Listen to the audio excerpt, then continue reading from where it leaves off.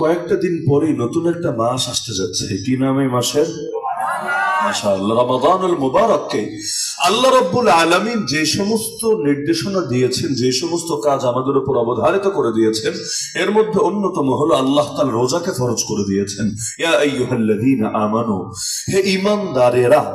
দুনিয়ার সবাইকে ডাক দিলেন না, শুধু যারা ঈমান এনেছে, লা ইলাহা ইল্লাল্লাহ মুহাম্মাদুর রাসূলুল্লাহ, এই আকীদা দিলের মধ্যে গ্রহণ করেছে, আল্লাহ তাদেরকে ডেকে বলছেন, হে ঈমানদারেরা, ঈমান তো এনেছো, কিন্তু তোমাদের উপর আরেকটা কাজকে ফরজ করা হয়েছে। যদি এটা ঠিকভাবে করতে পারো, তাহলে তোমাদের ভেতরে সবচেয়ে বড় যে ফায়দা হবে, তাকওয়াও চলে আসবে। ঈমান আছে আগ থেকে, নতুন ভাবে তাকওয়াটাও ধীরে ধীরে বেড়ে বেড়ে পূর্ণতা পাবে। আর যার ভেতরে ঈমানও থাকে, তাকওয়াও থাকে, দুই গুণ থাকে, কোরআনের ভাষায় তাকে আল্লাহর ওলি, আল্লাহর বন্ধু বলে। আলা ইন্না আউলিয়া আল্লাহি লা খাউফুন আলাইহিম ওয়া লা হুম ইয়াহজানুন আল্লাযীনা আমানু ওয়া কানু ইয়াত্তাকুন। আল্লাহ বলে দিয়েছেন, জেনে রাখো, আল্লাহর বন্ধু যারা, তাদের কোনো ভয় নাই, তারা দুঃখিত হবে না। আর আল্লাহর বন্ধু কারা? আল্লাহ নিজেই পরিচয় করে দিচ্ছেন, আল্লাযীনা আমানু ওয়া কানু ইয়াত্তাকুন। যাদের ভেতরে দুই গুণ আছে, তারাই আল্লাহর বন্ধু। যাদের ভেতরে দুই গুণ নাই, তারা কোশ্চেন কেন আল্লাহর বন্ধু না। এক নম্বর গুণের নাম ঈমানের গুণ, আছে আলহামদুলিল্লাহ, কম থাক বেশি থাক আছে আলহামদুলিল্লাহ। দ্বিতীয় গুণ হলো তাকওয়ার গুণ। আল্লাহকে ভয় করে আল্লাহ যা কিছু নিষেধ করে দিয়েছেন, এগুলোকে ছাড়তে পারার যোগ্যতার নামে হলো তাকওয়া। তাকওয়া হলো এমন একটা যোগ্যতা, যদি হাসিল হয়ে যায়, তাহলে বান্দা আল্লাহকে ভয় করে দুনিয়ার সব পাপকে ছেড়ে দিতে পারে। তাহলে ঈমানও আছে, তাকওয়া যদি চলে আসে, আল্লাহর বন্ধু হবে। আল্লাহর বন্ধু হলে কি হবে? লাহুমুল বুশরা ফিল হায়াতিদ দুনিয়া ওয়া ফিল আখিরাহ। দুনিয়ার জীবনেও থাকবে সুসংবাদ, আর আখিরাতে সুসংবাদ তো আছেই। কারণ আল্লাহর সাথে যদি বন্ধুত্ব নাই হয়, মরার সময় জবান থেকে কালেমাকে বের করবে। আল্লাহর সাথে বন্ধুত্ব যদি নাই হয়, কবরে রাখার পরে মুনকার নাকিরের জবাব ঠিকঠাক ভাবে দেওয়ার তৌফিক কে দেবে? আল্লাহর সাথে বন্ধুত্ব যদি নাই হয়, আমার সংকীর্ণ কবরটা প্রশস্ত আর আলোকিত কিভাবে হবে? আল্লাহর সাথে বন্ধুত্ব যদি নাই হয়, আরে রোজ হাসরের ময়দানে আমার ডান হাতে আমলনামা কে এনে দেবে? মিজানে নেকের পাল্লা কে ভারী করে দেবে? আরশে আজিমের নিচে ছায়ার ব্যবস্থা কে করে দেবে? পুল সিরাত বিজলির গতিতে পার কে করিয়ে দেবে? এমনকি আমাকে জাহান্নাম থেকে মুক্তি দিয়ে জান্নাত পর্যন্ত কে পৌঁছাবে? এমনকি নবীর হাতে হাউজে কাউসারের পানি পান করার যে সৌভাগ্য, শাফাআত লাভ করার যে সৌভাগ্য, আর আল্লাহর সাথে বন্ধুত্ব যদি নাই হয়, তাহলে এই সৌভাগ্যই বা নসিবে কিভাবে জুটবে? তার মানে দুনিয়া এবং আখিরাতে সকল ঘাটি অতিক্রম করতে চাইলে একজনের সাথে বন্ধুত্ব লাগবেই লাগবে, তার নাম আল্লাহ। তিনি যদি বন্ধু হয়ে যান, কুল কায়নাত বন্ধু হয়ে যাবে। আর তিনি যদি বন্ধু না হন, আপনজনরাও বন্ধু থাকবে না হাসরের ময়দানে। আল্লাহর সাথে যাদের বন্ধুত্ব নাই, তাদের বাবা মা আপনজনরাও পল্টে মেরে দিবে কিয়ামতের ময়দানে। চিনেও না চেনার ভান ধরে থাকবে। ইয়াউমা ইয়াফিরুল মারউ মিন আখি ওয়া উম্মিহি ওয়া আবি ওয়া সাহিবাতিহি ওয়া বানি। আরে দুনিয়াতেই করোনা যখন ছিল ব্যাপকভাবে, এই দেশেও ছড়িয়েছিল, কত মানুষ লাশ হয়ে পড়েছিল হসপিটালের মর্গে।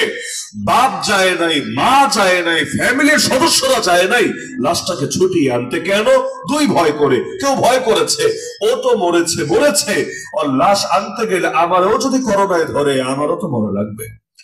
আর কেউ ভয় পেয়েছে যে নিজে মরলে মরলাম, কিন্তু ওই জল লাশটা যে আনবো, এলাকাবাসী তো ভয় পাবে। ভয় পেয়ে 14 দিন পর্যন্ত যদি ঘরের মধ্যে আটকায় রাখে, কোয়ারেন্টাইন দিয়ে দেয়, যদি লকডাউন দিয়ে রাখে, কামাই করবো কিভাবে?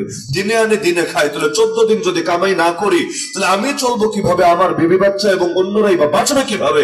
সুতরাং ও মরেছে, মরে থাক, আমরা অন্তত বেঁচে থাকি, আমরা না মরি। তাহলে দুনিয়াতে সামান্য এক রোগের ধাক্কাই আপনজন এভাবে পর হয়ে গেল। তাহলে হাসরের ময়দান, এর চাইতে ভয়াবহ ময়দান দুনিয়াতে তো কল্পনাও করা যাবে না।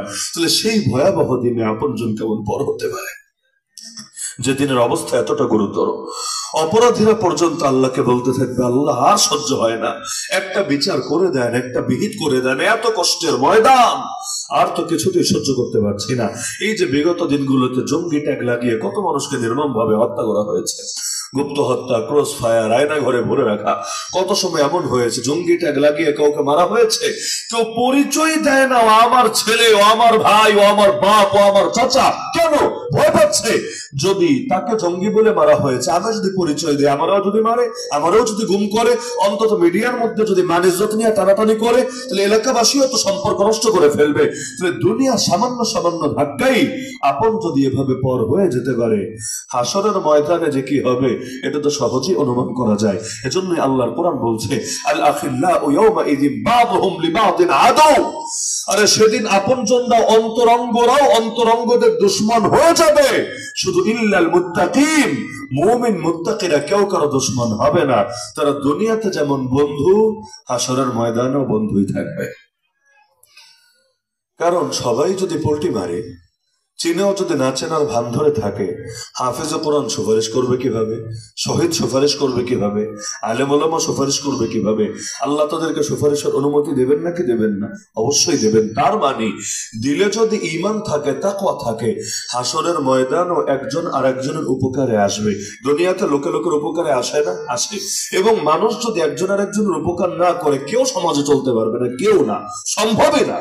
না ভালো কাজ করা যাবে, না দুনিয়াতে বেঁচে থাকা যাবে। ধরেন আমি যে আসলাম আপনার মাহফিলে, রাস্তায় কত মানুষকে পথ জিজ্ঞাসা করা লাগে নাই? স্বাভাবিক ব্যাপার।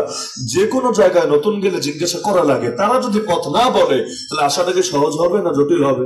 তাহলে এটা তো একটা সামান্য উদাহরণ। আপনি প্রতিটা ক্ষেত্রে দেখবেন মানুষ একজন আর একজনের সহযোগিতা ছাড়া, উপকার ছাড়া সমাজে চলতে পারবে না, জীবনটা অতিষ্ঠ হয়ে যাবে, অতিষ্ঠ। তাহলে দুনিয়াতেও যেমন উপকার লাগে, হাসরের ময়দানেও তো উপকার লাগবে। সেদিন মুমিন মুত্তাকিরা সবাই সকলের উপকারে আসবে। হাদিসে তো এটাও আছে, আল্লাহ তাআলা নেককার বান্দাদেরকে বলবেন, যাও তোমরা জান্নাতে যাও। তারা বলবে, আল্লাহ আমাদের কিছু ভাইকে দেখছি না, যারা ছিল দুনিয়াতে এমন সল্লু মানা ওয়া হাজ্জু মানা, আমাদের সাথে একসাথে নামাজ আদায় করেছে হাতিবান্ধা জামে মসজিদে, আমাদের সাথে একসাথে হজ আদায় করেছে, একসাথে রমাদানের রোজা রেখেছে, আজকে তাদেরকে দেখতে পাচ্ছি না। আমাদের এই ভাইদেরকে ছেড়ে আমরা তো জান্নাতে যেতে পারি না। তখন তাদেরকে বলা হবে, তারা তো তাদের পাপের কারণে জাহান্নামে চলে গেছে। যদিও ইমানদার একদিন না একদিন মুক্তি পাবে, কিন্তু পাপ করেছিল, সেই পাপের কারণে সাময়িক তাদেরকে শাস্তি ভোগ করতে হচ্ছে। তারা বলবে, আল্লাহ দুনিয়াতে একসাথে ছিলাম, জান্নাতে একসাথে থাকতে চাই, তাদেরকেও দিয়ে দেন আমাদের সাথে। তখন আল্লাহ তাআলা বলবেন, তাহলে দেখো কাকে কাকে চিনতে পারো, যারে তোমরা চেনো তাদেরকে বের করে নিয়ে আসো। এভাবে তারা যাদেরকে চিনবে, যাদেরকে আল্লাহর জন্য মহব্বত করত, সকলকে ধীরে ধীরে ধীরে সুপারিশ করে করে বের করে আনবে। অবশেষে আল্লাহ বলবেন, যাদেরকে চিন্তা সবাইকে বের করেছো? বলবে, হ্যাঁ বের করেছি।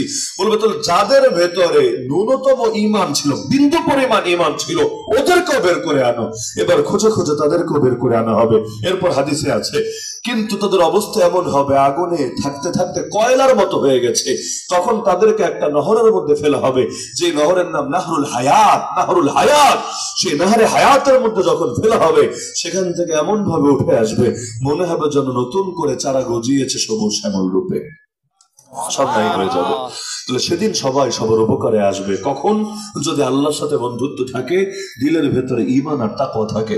শামসুল হক ফরিদপুর রাহমাতুল্লাহ আলাইহি বলতেন, যদি এমন হয় দুনিয়ার সব পেয়ে গেছো কিন্তু আল্লাহকে পাও নাই, আসলে তুমি কিছুই পাও নাই। আর যদি এমন হয় এক আল্লাহকে পেয়ে গেছো, দুনিয়ায় দ্বিতীয় কিছু পাও নাই, আসলে তুমি সবই পেয়ে গেছো, তোমার কোনো কিছু বাকি নাই। কারণ দুনিয়া পেলেও আলহামদুলিল্লাহ, না পেলেও আলহামদুলিল্লাহ, কিন্তু আল্লাহরে না পেলে তো কিছুতেই চলবে না। আমার রাসূল ক্ষুধার জ্বালায় পেটে পাথর বেঁধেছেন। কি পরিমাণ ক্ষুধা লাগলে পেটে পাথর বাঁধা লাগে কোনো ধারণা আছে? কল্পনা করতে পারবেন? ক্ষুধার যাতনা কতটা ভয়াবহ আর তীব্র হলে মানুষ বাধ্য হয় কোমরে গামছা না, বরং পেটের মধ্যে পাথর বাঁধতে। আমার রাসূলের ঘরে মাসের পর মাস চলে গেছে, একটা বার চুলা জ্বলে নাই। তাহলে বলবেন, খেয়েছেন কি? হোটেল থেকে পার্সেল এনে খেয়েছেন? আরে হোটেল আসবে কোত্থেকে ওই যুগে? আম্মা জান আয়েশা রাদিয়াল্লাহু আনহা বলেন, শুধু দুই জিনিস খেয়েছি, ইন্নামা হুমা আল আসওয়াদান আল মা ওয়া তামর। আর একটার নাম খেজুর, একটার নাম পানি। পানি সবার বাসায় আছে, খেজুর কিনে নেন দোকান থেকে, 2 মাস লাগবে না। দেখেন কয়দিন থাকতে পারেন, 2 দিন থাকতে পারেন কিনা দেখেন। আমাদের হালও তেমন। দুনিয়া সব যদি খাই, ভাত না খাই, তাহলেও ভেতরে কেমন অস্বস্তি লাগতে থাকে। আর সেখানে মাসের পর মাস চলে যাবে, চুলা জ্বলবে না, খেজুর খেয়ে আর পানি খেয়ে দিন কাটাবেন। আর 2-1 দিন প্রতিবেশীর ঘর থেকে দুধ হাদিয়ে এসেছে, সেগুলো খেয়েছেন।